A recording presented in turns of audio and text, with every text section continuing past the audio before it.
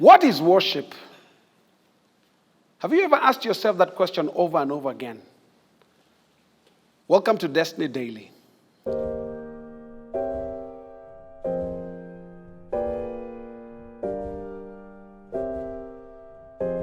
This week, we are examining the whole subject of worship. The scripture says in Psalms 95, and I read, "Oh, come, let us worship and bow down. Let us kneel before the Lord our Maker." The psalmist in Psalms 95 is echoing something that has been said from the beginning of time. And that is these words, "Let us worship the Lord our Maker." In fact, as soon as Israel came from bondage in Egypt, the scripture indicates to us that Moses was given the 10 Commandments.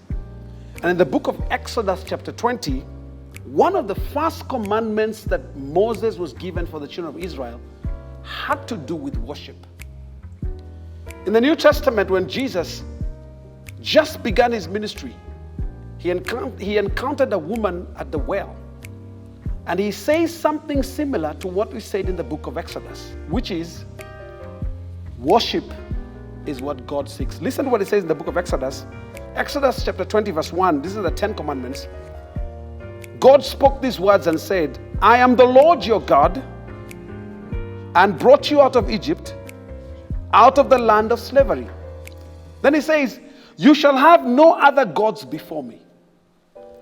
You shall not make for yourself an image in the form of anything in heaven, or in the earth below, or underneath the earth, or in the waters below." Listen to what it says in verse 5. "You shall not bow to them or worship them. For I, the Lord your God, am a jealous God, punishing the children for the sins of their parents to the third and fourth generation of those who hate me." In Psalms 95, David encourages us to worship the Lord our Maker. In the book of Exodus, chapter 20, Moses is given the 10 Commandments, and he specifically says that the Lord is jealous because of worship. What is worship? Worship is when you adore something. Worship is when you exalt something. Worship is when you place something so high up in your life spiritually that it becomes an object of adoration. The Lord is saying that these are the kind of worshipers that he seeks.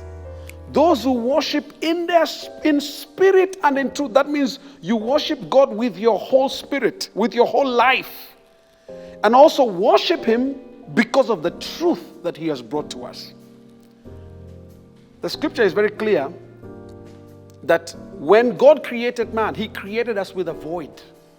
It is a God void. It is a vacuum that must be filled with something. That's why in the book of Exodus, God says, don't make images. If you look at religions all over the world, if you look at different types of spiritual lives that people live, they always look for something that will represent whatever it is that they worship. There are people who worship the sun. There are those who worship the moon.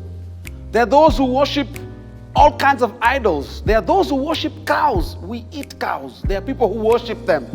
I've gone to places where people are worshiping cows, and nilikuwa nazimagia mate. So, the scripture says God is jealous over that kind of adoration. He doesn't want you to adore a cow. He doesn't want you to make an idol for yourself. He doesn't want you to idolize something above him. He wants to be number one. Do you know that in the book of Revelation, chapter 14, this is what you see will be happening throughout eternity. God created us so that when the time comes and he is with us, even for eternity, he will be the object and the subject of our lives.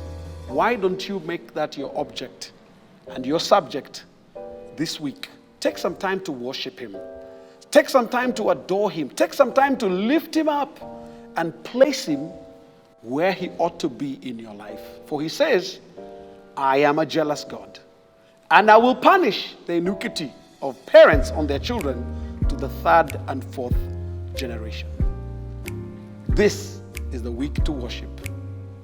May you have a tremendous week even as you worship the Lord and adore Him from the depths of your hearts.